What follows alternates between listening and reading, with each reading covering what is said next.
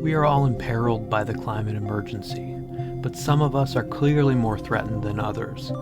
Human and non-human animals and entire ecosystems are under duress. It's hard to know exactly where to place the emphasis in sketching the contours of an ongoing struggle for revolutions in energy use that could prevent the devastation of runaway global heating, but acknowledging that the impact is extremely uneven might be the most imperative. Because there's an urgent need for us to reject the reigning energy regime of fossil fuel extraction, a group of authors and academics recently got together to imagine pathways out of our current impasse. The outcome of that meeting was this 6-episode podcast series.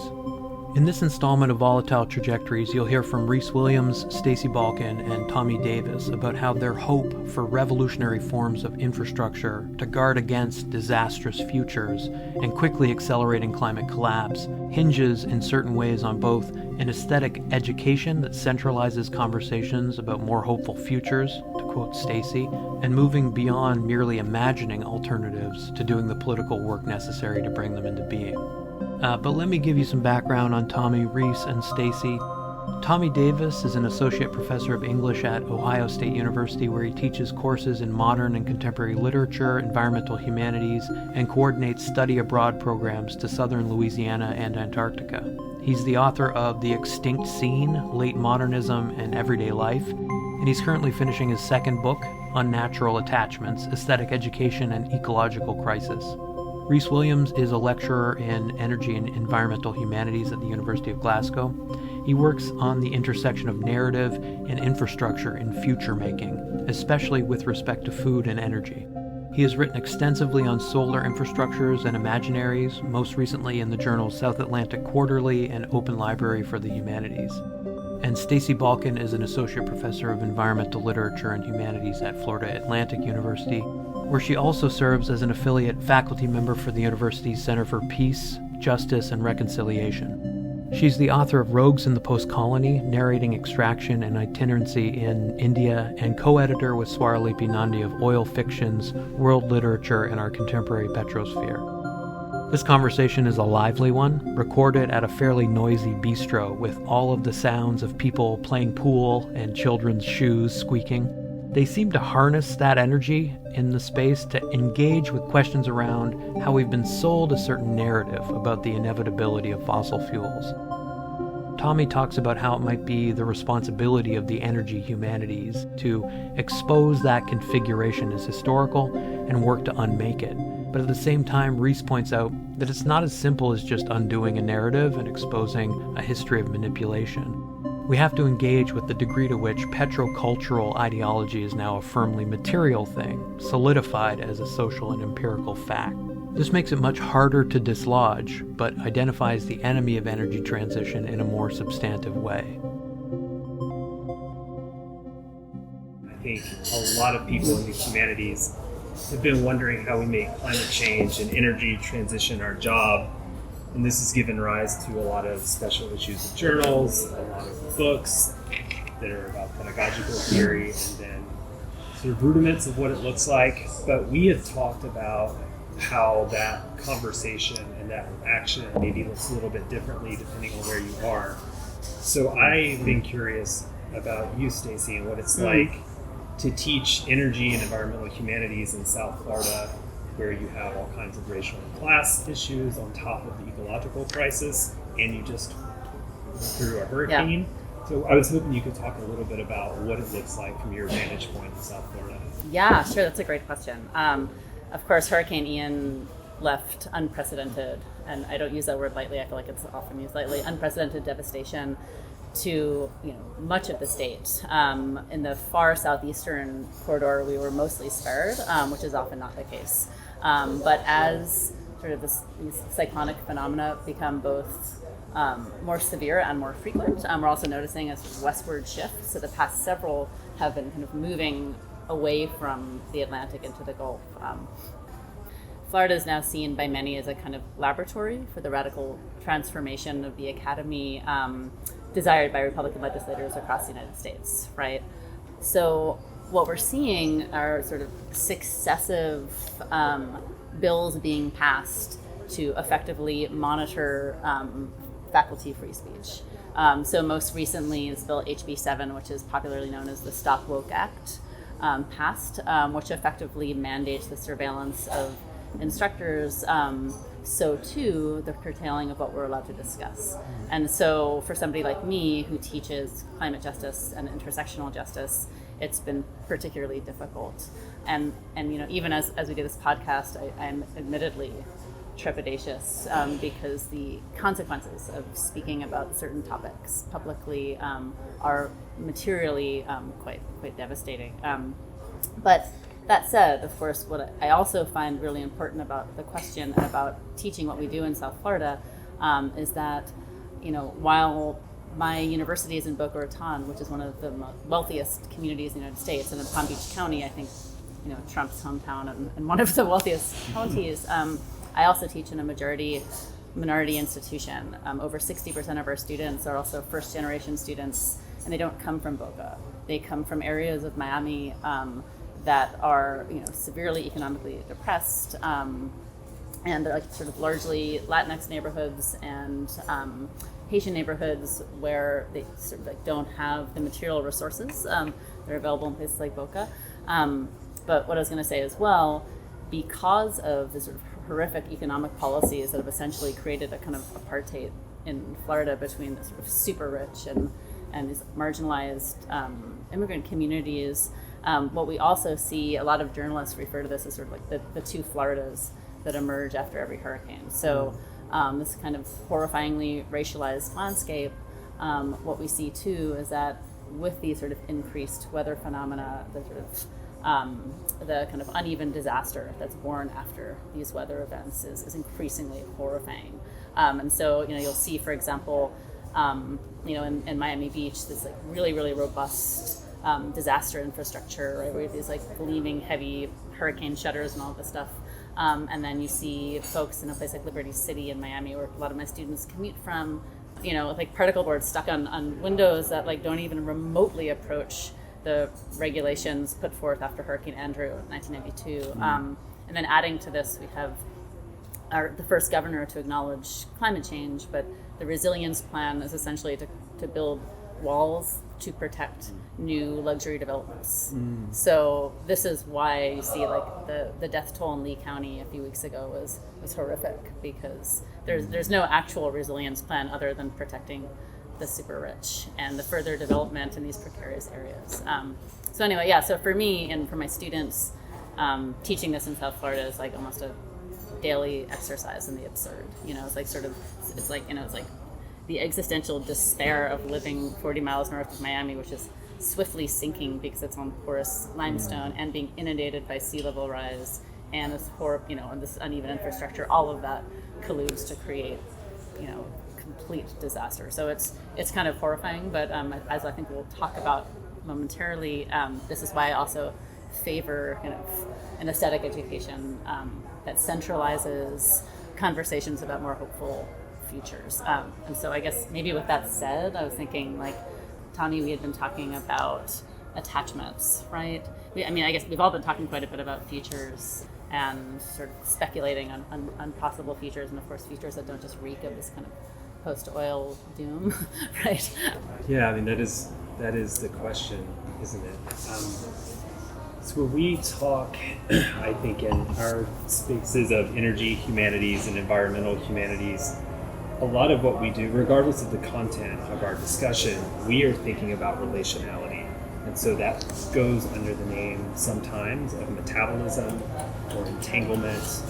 The way that we as scholars, I would say artists and activists that are affiliated with these spheres, the way we imagine human and non-human relations, the way we imagine individual and system relations, so how things connect. What is the relay between your action and its effect somewhere else? How do we think about the goods that we consume for breakfast, your yogurt that comes from one part of the world, or your milk or your coffee that comes from somewhere else, so that on your plate you have a manifestation of the global economy, right? You can see the relationships in you can see, plants. but then also are because they're fetishized, right? Those relationships are concealed. But I was finding myself, as I was thinking about these problems of energy crisis and activism, I was finding myself unable to think about what it meant to care about something. And attachment became a word or a concept for me when I was looking at the artwork of an artist, an indigenous artist named Chanupa Hanska-Luger, who was at the Standing Rock protest. He's based in New Mexico. He was raised in Standing Rock. He had traveled up. And when he was there as part of the protest, one of his art projects was to make mirror shields. And he did a YouTube video showing people how to make these mirror shields. I just want to help protect the people. And so I designed a shield made out of relatively thin wood and a reflective surface, usually a mylar or a vinyl that's mirrored. And I made a video and shared it on social media. The shield demonstrates that a single person can buy one sheet of wood and cut it into 6 shields. And those 6 shields would stand on the front line protecting those in prayer, right? And behind that line stands the camp where there are thousands of people. And then downriver there are 8 million people. And so this is how one person can help protect 8 million people. And he shows you in short order how to take cheap materials, make a mirror shield, and then ship it up to Standing Rock. And the people at Standing Rock would use them to shield a prayer circle. And the prayer circle would be shielding the thousands of people that were in the encampments. And the idea, which they took from the Euromaidan protest in Ukraine, if you take a reflective shield, in Ukraine they just ripped mirrors off of the bathrooms and took them out to the police. You show the police and also the vigilantes that were up there, and you hold them up in front of the police so they see themselves enacting violence. So there's a mechanism of protection, but also reflecting state violence back on itself. But for Luger, I think he says, when we all watch that video and we make those shields and we send them out, we are now part of a process in which the people in Standing Rock protect the other people who are protecting a river, which provides water for thousands of people. So he broadens out the attachment, right, that I have in Ohio. I developed an attachment by making one of these and sending it to somebody at Standing Rock, right? So that this is a very material way in which my care for the kind of world they're calling into being in the encampments can manifest, right? Oh, no, I was thinking about like sort of the ways in which the reflective mechanism is like transmitting these modes of care and extending community. Is that sort of... Or maybe not if the police are still beating the hell out of the protesters. Yeah. But I think the people that are dispersed, that are watching Standing Rock and want somehow to be involved in that is not only a protest movement and a saying no to fossil capital, but also in miniature crafting another kind of world of solidarity and engaging in that world making that was unfolding in the camps. It is a way to be part of that making, right? So solidarity has a relational component to it. So from that artwork and my engagement with it, I started thinking of attachment as a way to approach some of these questions, which meant, for me, ideas have histories, right? So I wanted to know the history of the term attachment. Unfortunately, its history is based in psychoanalysis, which is not my bag. But I read it anyway. And interestingly, the seeds of attachment theory emerged in 1939, when the British government has an evacuation policy where they're moving children out of areas that will be bombed.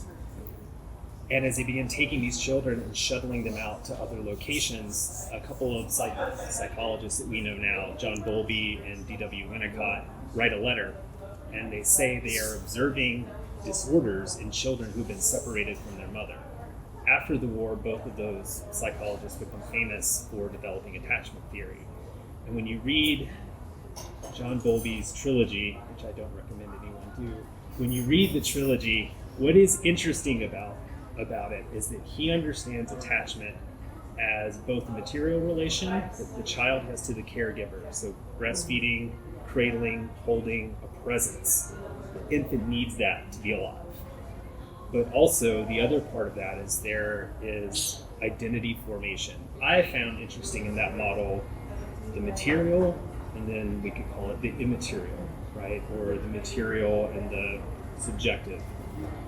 If we scale that up from parent-child and psychoanalysis, where I'm less comfortable, to planetary crisis, where I'm oddly more comfortable, the material, right, becomes food, air, water, housing, transportation, energy, the things you need to live.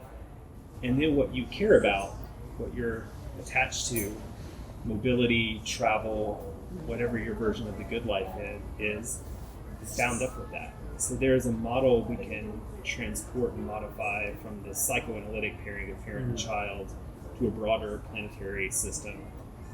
And I think this gives us a way to start thinking about how we imagine futures that don't just say, well, we won't have more carbon in the atmosphere, you won't have to worry about storms. But we can talk to people and say what you care about, having clean air, having beautiful places for your kids to run around in and play. I think attachment is a relation that allows us to begin thinking about how to have those conversations. And for me, and I think in the example of Bluebird, the importance of art and imagining different kinds of attachments and enacting them in the best case scenarios. So I think maybe this is wrong. Like I feel like what you're saying is like it's almost like who you are is predicated or in a relationship with like what you do and the stuff that you used to do it with, right? And so the idea that everyone likes to have the freedom to move around somehow, but it depends on the ways in which you use to do that, the particular qualities of that like desire for you. So if you are currently like we have this whole desire to move around and we have like the autonomy of cars and so on, and we're all really attached to that, and that means that like ideas, I mean you see it in car adverts all the time, right? Like the ideas of freedom and autonomy are somehow in the shape of a car for us, right? And in the shape of like roads winding through mountains, or cities weirdly divorced of any other traffic except for like the car that's like zooming around. And we need is strong, but like there are different ways of having the same desires, but with different material shapes attached to them, like the bike. Yeah. Also, ways in which we can also replace, right, the material anchors of some of those desires, right? Mm-hmm. So as we sort of move from thinking about kind of our entanglement in fossil capital to cultivating attachments to something else, maybe we can also think about like what's fossil capital? Oh yes, of course. I'm so sorry. I guess we'd say fossil capitalism is the form of political economy whereby we commodify fossil fuels, right, for consumption, dependent upon what we often term in the energy humanities a kind of resource logic, right, whereby we reduce most of planetary life to the commodity form, but here specifically we're talking about the fossil commodity. Is that? So that was way better than I could have done. Oh, okay. So I'm glad you had that one. So like we see the natural world as like stuff to be used. Yeah. Kind of exactly. Like used and sold and okay. Right. I guess when you said the bicycle, I just thought about how, if we're looking here to sort of cultivate attachment to a different infrastructural imaginary, right, to what extent do we have to also think about, well, gosh, do we want to just sort of take all of those desires and abstract freedom, all of that, and sort of kind of just, I don't know, not necessarily transform the sort of material infrastructure and think about the ways in which we cultivate new desires, or do we simply want to sort of, replace the fuel that enables our current desires? Does that make sense? Yeah, absolutely. Can I give you an example of how this has happened? Yeah. In the 1930s, Shell developed a public relations campaign, and they decided to use modernist artists and avant-garde artists for a poster campaign, for guidebooks, and for their cinema. They had a whole Shell film division, and their idea, which was quite explicit, is you take modern artists. So, for example, Vanessa Bell, who is Virginia Woolf's sister, she was a painter. She painted these posters that would show in pointillist fashion a nice, idyllic landscape in Britain. And it would say, "See Britain first on shell." There are no highways, there are no cars, there's just beautiful streams and mountains and this cabin. And the idea is you, as a viewer, are attached to that kind of landscape and the pleasure and leisure of being in that landscape. Without showing you a car or a road, the idea is that the fossil fuel will enable you to better access it. When they did films, and it does, right? Sorry to interrupt, but it does. Yeah. That's like the hard part of all of this that we have to talk about sometimes. Like, it does enable you to do that. Of course it Yeah. does. Yeah. Having a car is awesome. Do you know what I mean? But it wasn't yet, petroleum wasn't yet the dominant Sure. fuel source, right? They're developing an imaginary for people that have attachments to things to then entangle them with petroleum. And there is this wonderful, short, and quite successful film by a New Zealand artist called Lin Lai, and it's called Birth of the Robot. And it maps out for you this petro future. And you, at the very end of it, the planet turns, and you see on the planet roads and trees. So you basically see a highway infrastructure emerge. This is 1936. And the shadow of the robot, which was Shell's symbol in the 1930s, is hovering over the planet as it turns, and you watch in short order as it gets re-terraformed for petroleum. And they seem to know that you could take things that people were attached to, yoke it to fossil fuels, and make people desire them and want that world, not because they cared about oil, because they cared about the things that would be available with more ease or greater quantity or quality because of it, right? So they knew you take attachments and entangle it with a fossil fuel energy system. And now when we hear from Exxon or Chevron or whoever, when they tell us that you can get off of fossil fuels, but say goodbye to heating, say goodbye to travel and seeing your parents, that was generated in the 1930s quite consciously. And they brought attachment and entanglement together. And now they're telling us they're completely interlaced. And if you get rid of your entanglement in fossil fuels, everything you care about is going to wither and die. And that's where we have to come in and expose that configuration as historical. The attachments exist and they can be remade and unmade. And being who we are, we should be the people to articulate new kinds of modalities for imagining attachments and new kinds of material infrastructures. It's tricky though, right? Yeah. Because do you know the Futurama movie? The General Motors movie is the World Fair in New York, I think, 1939.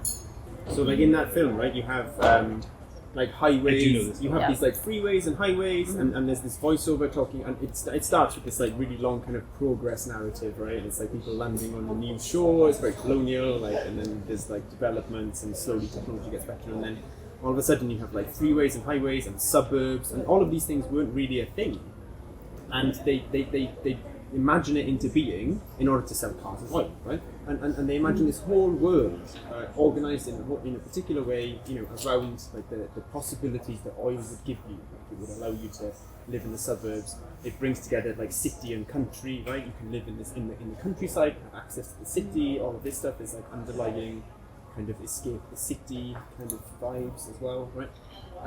But it didn't exist at the time, and now it 100% exists. And you know, even more so, right? It's even more interlaced and complicated than that kind of picture showed you at the time. So I guess my question, or my concern, I suppose, right, is yes, we can expose the fact that this is like a historical narrative in some sense, but it has also, in a very real sense, come to pass. So you know, we're not just dealing with stories now; we're dealing with like a world that is built like that. Right? Like undoing that is a material thing, not just a kind of story thing. Yeah. Like it's, you know, I want to ask you something. Can I just say something? Yeah, for sure. Undoing that is also asking us to think about class in a very real way, right? Because to what extent does you know, the Shell in the 1930s, right? Like simply, you know, make explicit the ways in which fossil fuels enable the pastoral mode, right? Which had... What does that mean? I'm sorry. So which is to say, a movement in the arts and visual and literary arts, right? Whereby we project a kind of ideal landscape, one that is effectively impossible, one that is produced by effectively invisible labor, right? So, I mean, you mentioned The Country and the City. I really hate to cite Williams because, while I think that The Country and the City is... That's Raymond Williams. Raymond Williams, thank you. It is okay to cite Raymond Williams. I He's a know. great Marxist. No, he is a great... I know. Oh gosh, I know. Of course he is. But the Country and the City is of course somewhat provincial in its kind of in its archive, right? So we're talking about greenwashing in a particular way, and I'll stop with it. But all I'm saying is that what's also kind of interesting is that the fossil fuel industry, however ironically, seems to have made explicit the ways in which the erasure of labor makes possible certain ways of being in the world. So the pastoral mode was enabled by all of the labor that you don't see, right? There's maybe, the little sheep in the distance, or, but you don't see the wheat threshers, you don't see you don't see any of them, right? So in the same way that, our contemporary petroscape, right, is made possible by a labyrinthine network of invisible labor.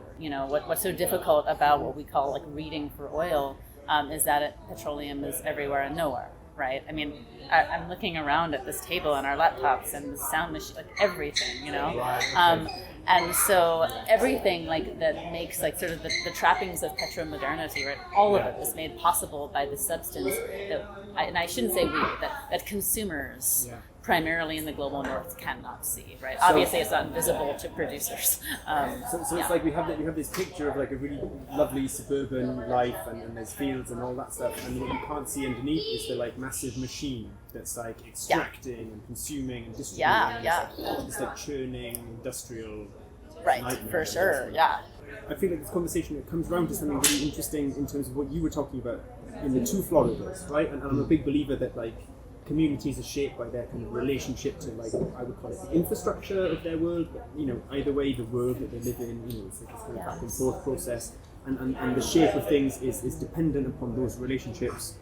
In the kind of two Florida example, I think that's really clear, right? Yeah. Because you have got that word that you use, evolution, right? You've got a hurricane. Yeah. It hits the state of Florida. And what you have is two, let's call it for simplicity, two separate infrastructures, right? They're like rich infrastructures and the infrastructures of the poor. Like the same exact thing has completely different effects on people because of the relationship between them and the hurricane, which is literally made up of the infrastructures. Yeah. And you can see like the inequality in the stuff, in the infrastructure. Which is why I think, I wanted to ask you about this, about like, what we really need to be talking about are sort of revolutionary forms of infrastructure. How do we envision infrastructures whereby you don't have these two really sort of polarized experiences, right? When the waters rise or the next cyclone arrives, right?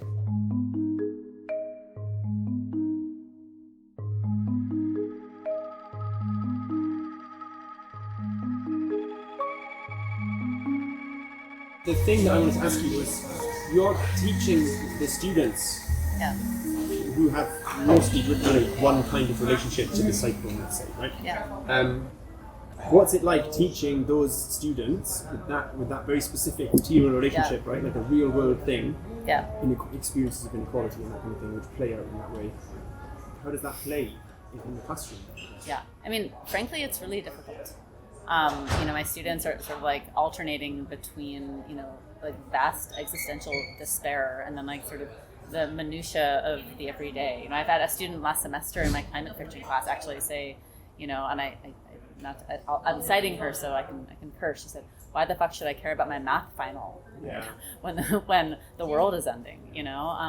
And so so in this specific context, it's really quite difficult because so last semester I taught a class on climate fiction, and we read, as I think many of us teach, this novel, right? Octavia Butler's Parable of the Sower.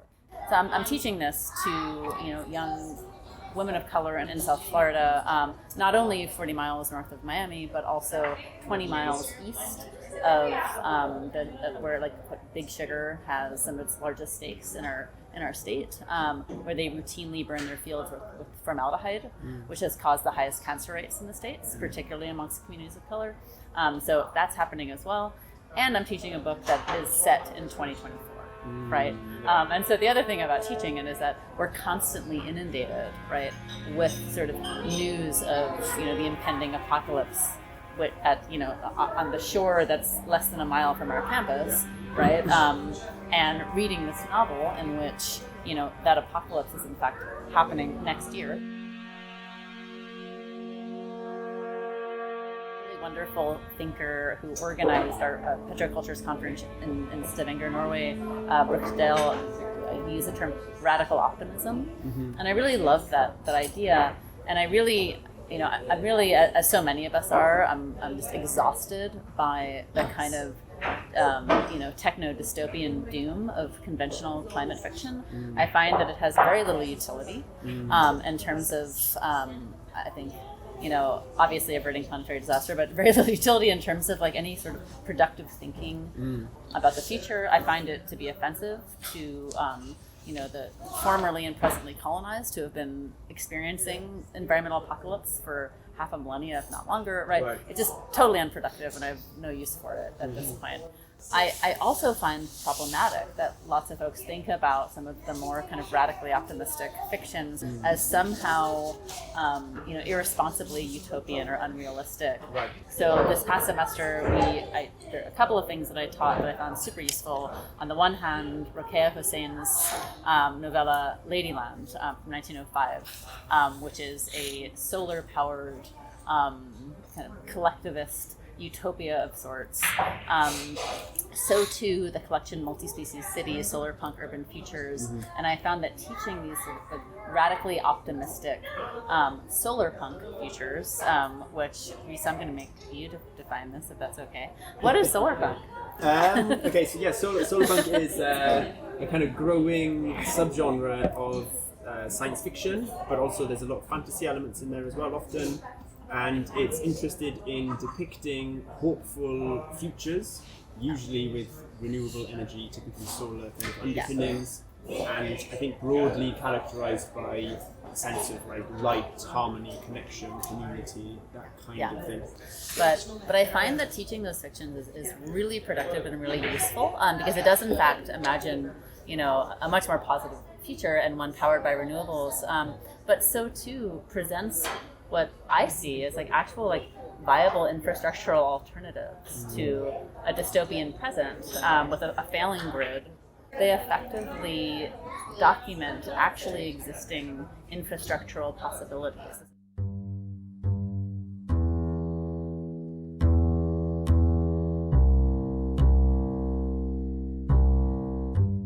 Can I ask one thing? Yeah, for sure. So you talked about teaching Octavia Butler.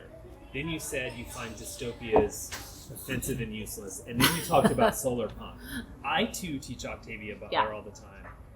I taught it this semester, and a student raised his hand and said, "This is just a question. Is everything we read going to be depressing?" And I took that as a mandate for rethinking how and why I teach that novel.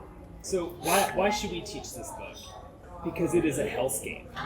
And the best thing that happens is they set up a community at the end, and when you read the next novel, that's not a great idea either, right? Yeah. Sure.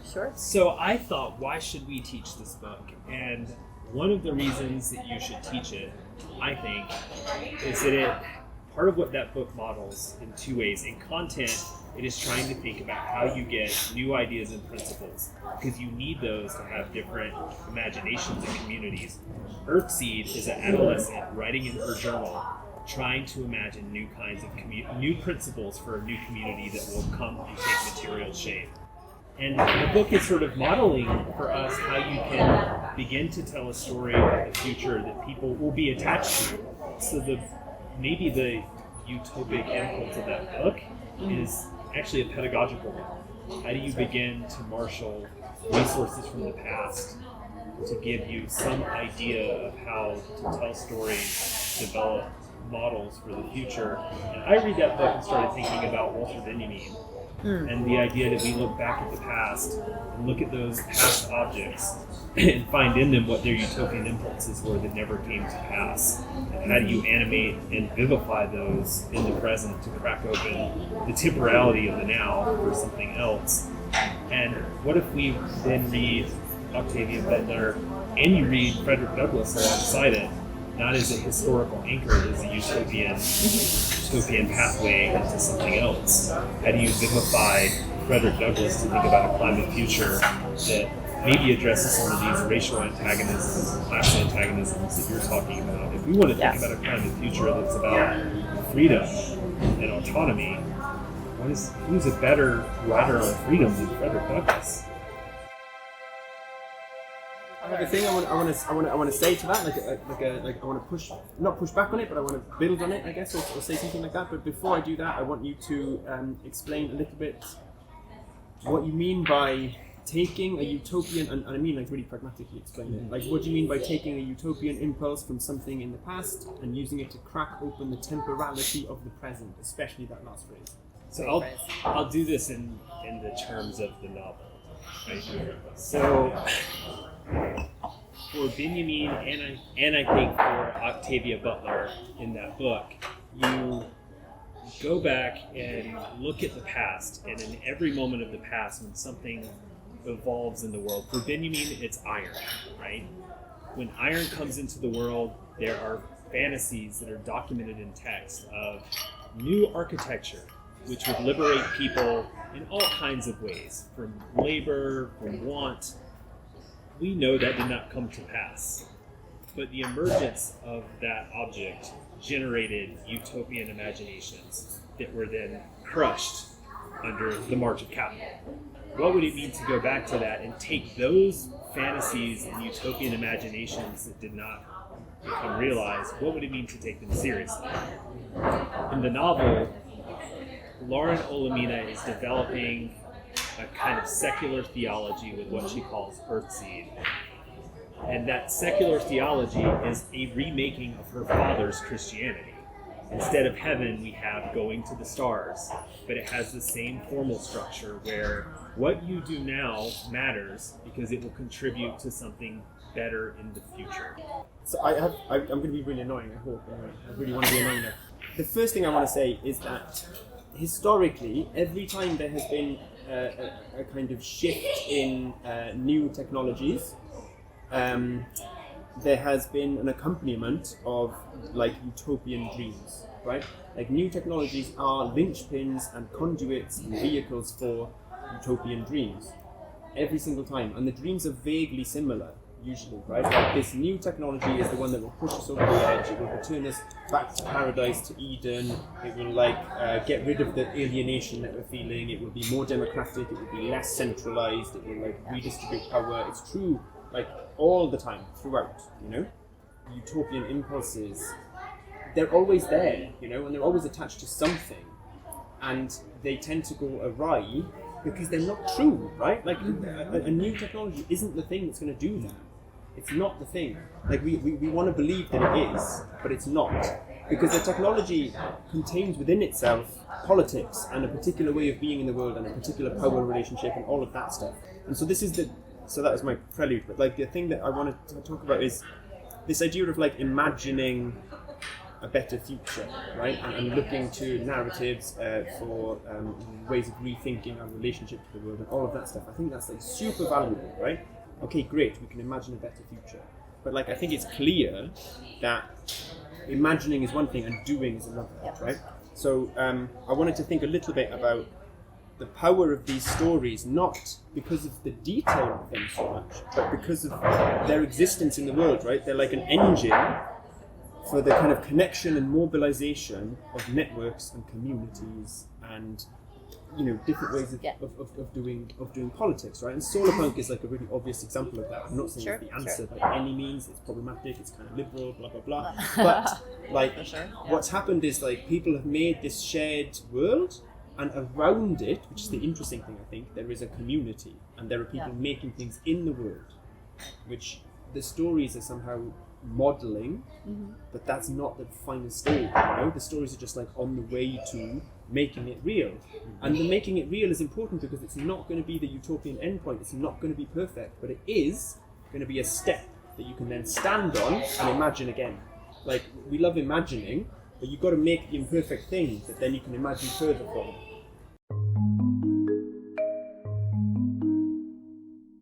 add something to that? Yeah. Oh, was it? Yeah, go for it. Yeah, that, for sure. That is perfect for that, what we just said about Octavia Butler. Yeah. So Parable of the Sower rocketed up the New York Times bestseller list. Yeah. First time she got on the bestseller list a couple of years ago, 2020, I think. Mm-hmm. As that happened, and maybe even preceding it, Adrienne Marie Brown, who's an activist from Michigan, from Detroit, I think. Mm-hmm. Yeah. She has a book called Emergent Strategy that takes Octavia Butler and makes an activist practice out of it. So we get this model of fiction, narrative, that then yields itself into activist praxis. The second thing, there is a farm outside of Durham, North Carolina called Earthseed, and it is a Black-owned farm that is based out of Octavia Butler's novel. They own the land. They have a community center. They are thinking about food sovereignty. They are thinking about resilience, about what it means for African American farmers to take back land in the South. There is also now an artist collective in New Mexico, the Earthseed Artist Collective, of artists of color that are, again, taking whatever they find in the novel. I'm not suggesting all these people find the same thing in the novel. They probably do not. Yeah. But yet, that speculative fiction, these are material forms. Art practice, a farm, an activist manual that then migrates out to the way that people organize and the work that they do at the everyday granular level. It's not a solar farm, right? It's not a permanent eco-village. Well, maybe it will be. Who knows what will become of that farm. But these are, for us as literary scholars, we talk a lot about action, and books aren't going to march in the street, right? Not all of them are big enough for us to throw through bank windows.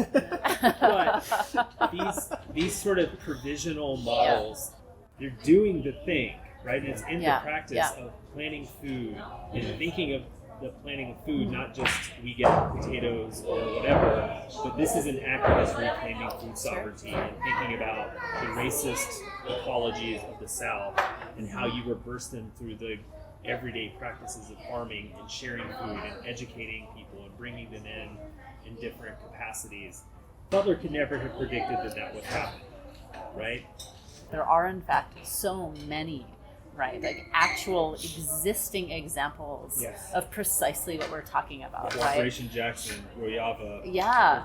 I mean, gosh, Queremos Sol, Casa Pueblo, and in Puerto Rico right now, who are getting back, I mean, not on the grid, not on Luna's, that U.S.-Canadian venture, right, has been privatizing Puerto Rico and completely destroying their energy infrastructure, right? Like, there are these, local grassroots movements that are actually creating these spaces. So, like Earthseed, right, Queremos Sol, is actually creating, viable solar-powered collectivist grids that are now powering hospitals, So, in the wake of Hurricane Fiona, this is actually happening. Actually existing projects that actually aren't only in response to disasters. I'm citing Puerto Rico, but they also do have, and I guess Solidarity is another example in the ruins, and maybe that's part of this, that we're looking for answers in the ruins of fossil capitalism. And by the way, maybe this is a place where we could also talk about, Rhys, you're writing about this, and I was thinking, the kind of the time that we're now in. We've been talking about the sort of cracking open the temporality of the present, right? That's a beautifully phrased. It means that's close from Walter, didn't you? Yeah, but I guess you're kind of writing about kind of where we are now and sort of how we're rather than imagining this future, sort of scrutinizing the ways in which we're understanding our present, right? And I think that After Oil as a project, right, made this really profound and critical move away from thinking in terms of impasse, right, which is to say Dominic Boyer's a beautiful essay on revolutionary infrastructure when he talks about impasses or sort of infrastructure as necessarily a source of impasse insofar as we're only conceiving of it in a particular way, right, in terms of our presently dilapidated grid, right? It's only a block between us and a better indeed, future. yeah. And I feel like the first After Oil school kind of in articulating rather than impasse, thinking about interregnum and then thinking about moments of radical indeterminacy, right? That was this really productive move away from like only thinking in terms of a kind of stuckness. And yeah, I mean, I love like a lot of what we've talked about is sort of like how we actually now move out into the world and implement, whether it is like using the art objects that in fact maybe aren't big enough to throw through a bank window, but like are big enough to use in, I don't know, online classes marketed toward communities outside of the academy. I don't know, you know. This is maybe quite neat actually in some ways. So I think where this kind of this focus for me on, okay, so firstly we should talk a little bit about what interregnum means, and it just means broadly a kind of rupture, right? Like a gap or a chasm or a break between like the way things are now and some other way of organizing stuff in the future. And the idea of the interregnum is that we are now in this like in-between moment, and because of that there's like space for people to make changes and to produce new things, new ways of living, new ways of thinking, that kind of stuff. Now that's not true with a big T, right? That's like a model of the present that might or might not be useful or productive. And the thing that I'm increasingly finding interesting is trying to think of like quite banal, mundane ways of doing things differently in my life, in my work specifically, I guess. So I spend a lot of time talking, and it's really fun, right? About like really fun ideas, and we have loads of, and as we've discussed today, right, that stuff's like quite inspirational in many ways, and if you reach your audience of students in particular ways or other people, then that can potentially lead to this really cool action in the world and so on, and you can't really map that, and you know, presumably it happened, and that's great, and that's really exciting. But as a result, there's a kind of overlooking of the fact that like I talk about this stuff in a particular way, but then the thing that I do as an academic, like the way I go about being an academic, you know, in the day-to-day detail of that, how I organise conferences, how I try and get promotions, how I advance the internationalisation agenda of my university, like these kinds of things that you do as an academic outside of like making knowledge, how to do those things differently. And it's kind of a boring question in some ways, but I'm also kind of increasingly fascinated by it. And I think, and this is kind of the neat part, hopefully, is we started with this idea of attachment, right? And I think it's from Guy Debord's Society of the Spectacle. Sorry to throw that in there, but like there's a bit where he mentions something like real, original ideas don't come from thinking, they come from practice, right? And it's like this really classic, basic idea where if the attachment, and the attachment theory is another way of saying that, right? Like if we are shaped by our relationships to the stuff in the world, and then, you know, to have different new ideas, or sorry, before I say that, like my ideas and the way that I think are going to be shaped by the stuff that I do every day as an academic, right? They're going to be shaped by the fact that I'm, you know, being a fossil fueled academic, I guess, to bring it back to energy humanities, and if and I can have certain ideas from that perspective, but maybe, just maybe, I'll have better ideas if I change my attachments in a particular interesting progressive direction, right? Like maybe that's the way to have better ideas, is to like change what I do, and then better ideas will come as a result of my like new attachments, let's say. So all of these people who like live on the Earthseed farm, and who are like running this co-op, you know, in Puerto Rico, like all of these things, those people will be having ideas that are quite probably, you know, more radical than our ideas, because we're not living as radically, if you want to put it that way, as they are. Does that make sense? Absolutely. Okay, something like that. Yeah. One thing I just want to add to this before, and maybe this is our part 2 of our podcast, Yeah, but okay. I mean, they're both more radical ideas, but they're also different ways of envisaging like futures, right? That I guess encompass attachments to like different forms of joy too. So we had talked about this earlier, and something we didn't get to talk about today, but like the ways in which like as we cultivate new attachments, right? What sorts of like how can we think about this as not just merely like we talk so much about entanglement and the ways in which we're entangled in fossil fuel infrastructures, and that to somehow give that up is always understood as like this, you know, horrifying forms of austerity, right? How do we instead think about, right, joy in other terms, and think about I don't know, come up with new forms of attachment, right? Yeah, You have to start doing it.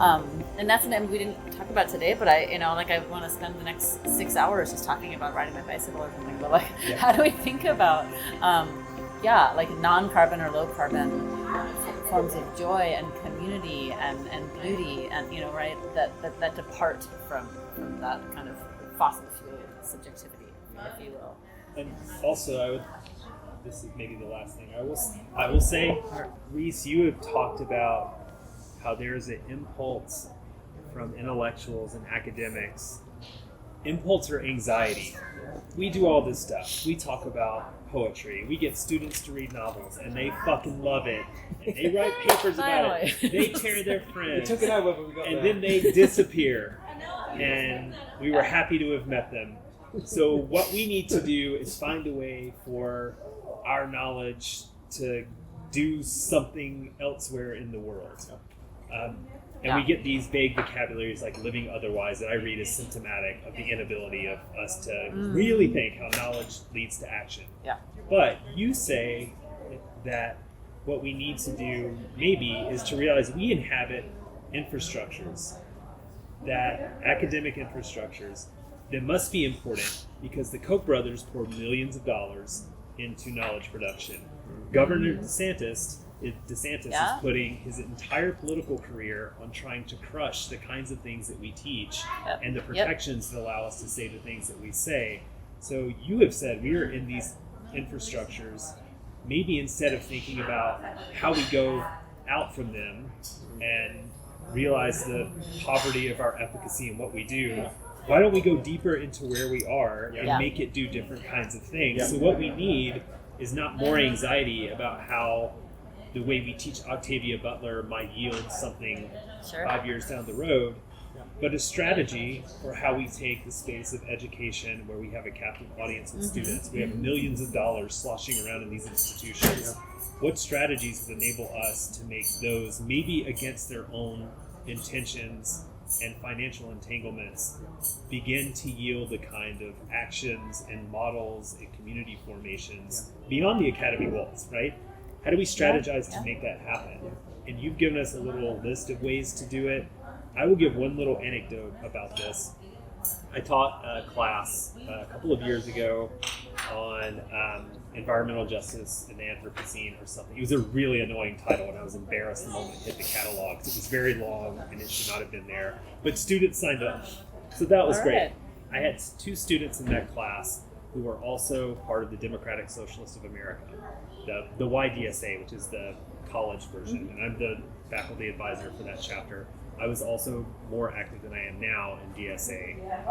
At the time, we had a series called Socialist Night School, and each session people would talk about different things, and my students wanted to take the knowledge we were producing in class through theory, anasane, through fiction, and use that to talk about imagining a different future and doing something about it to an audience of socialists. So we developed an eco-socialist night school and a tripartite presentation. And we sat and talked to a room of 60, 70 activists who were not in the halls of academia. You know, a lot of these are working class people. Some of them were older folks. And the task was to take what we had done and speak to an audience who always wants to know, how does this help us build eco-socialism? Not, this is a great idea. You know, it's very cool the way that formal involutions do X, Y, and Z, and I love that stuff too. It's not just imagining otherwise, it's how do we make transit work different? How do we make tenants confront their landlords so that they have clean air or whatever it is that they need in their living situation? And we did that kind of work, and I watched my students speak the ideas in a language that was fit for people that wanted action and were organizing to do action. And that is not anything that I planned. You know, it's not anything that I tried to model. But I think for me, it made me think about all the kind of unplanned, wayward paths that our work takes. And maybe in some ways we should have more conscious strategy about how we inhabit infrastructures that surround us in the academy, have more conscious strategy and less anxiety about what is manifesting after the semester closes, because we can't predict that. Any theory that is divorced from a practical political program will have doubts about its value and efficacy. And that, like, it's exactly what you're talking about, like all this anxiety about like what good are we doing in the world. And it's just so remarkable the way that we think we can like change the world for the better, but it's like we're completely divorced from like the thing that we're standing in and on. You know, it's like that, do that, change that thing. Like you're literally a part of it. We like to pretend that we're not physical beings sometimes or something, right? And we're all working in brains just like floating around. And we have been told that what we do is useless and pointless. Sure. But we also have to fend off attacks from the state that want to shut us up and want to steal our job protections. Right. So why don't we understand ourselves as the threat that the far right understands us to be? And how would our strategies change if we actually embodied and amplified the kind of threat that they see us to be? Absolutely. Yeah.